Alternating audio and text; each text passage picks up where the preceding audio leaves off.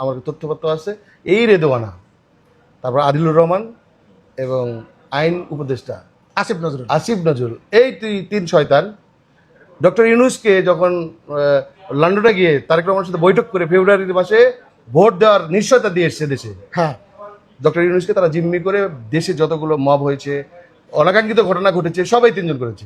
এই তিনজন, হ্যাঁ, এই তিনজনের উদ্দেশ্য ছিল কিসের ভোট?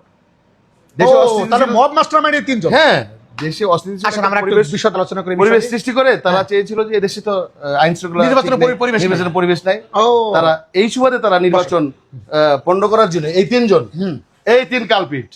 এখন তারা বিএনপি সংখ্যাগরিষ্ঠতাতে ক্ষমতায় এসছে, এখন তারা এটা বলছে আমরা এটা পরিবেশ করছি না। ডক্টর ইউনূস প্রথমে তাদেরকে বুঝতে পারে নাই, এদের সম্পর্কে বুঝতে পারে নাই। ডক্টর ইউনূস আসলে একজন ভালো মানুষ, নিঃসন্দেহে দোষে গুণে মানুষ, এবং উনিও ধরে নিয়েছেন যে আমার মধ্যে সবাই ভালো।